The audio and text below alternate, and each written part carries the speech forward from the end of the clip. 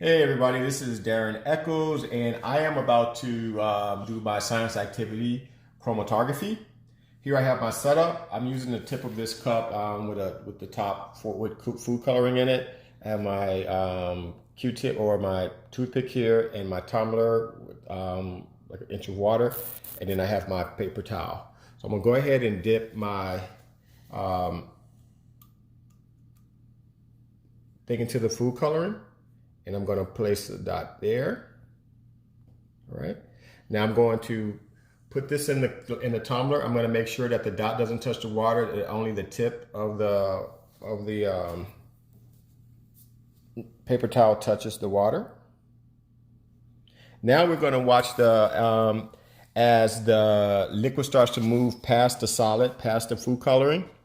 And then we're going to see that some of its molecules are things that are constantly moving about, how they're sucked towards the surface of the solid and stick there temporarily before being pulled into the liquid that it comes from. So we're going to see it goes, and now it starts to separate the molecules and the colors. All right.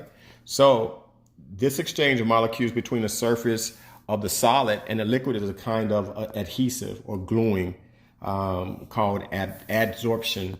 And that's adsorption, not ab. Okay. But ab is where molecules of one substance are permanently trapped inside the body of another.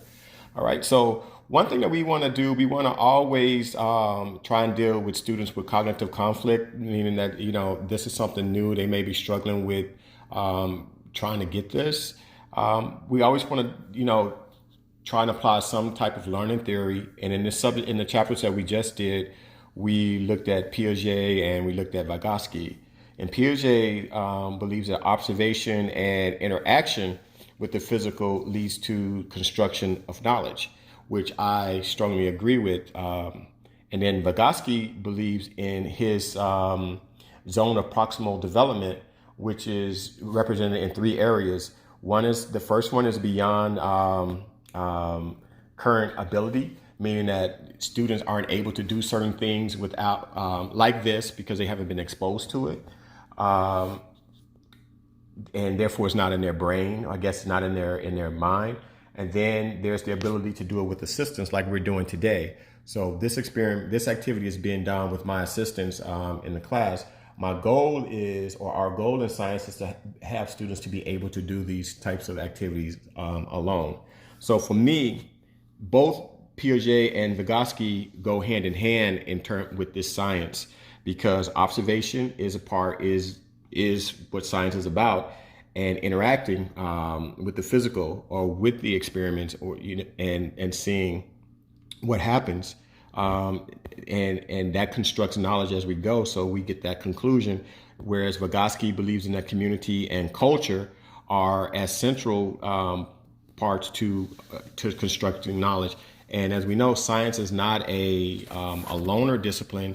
It's a discipline built on a culture of science, where we work with other scientists to confirm what our findings were, or to find new or better explanations of things. So as we watch this experiment, this activity, the molecules are continuously moving up the paper towel with the water.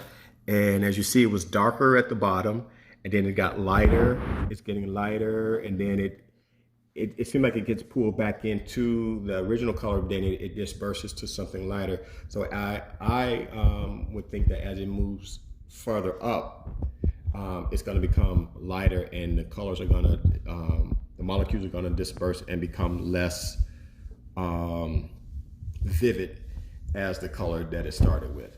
So here we have it, chromatography, which literally means writing with color. All right, so thank you very much.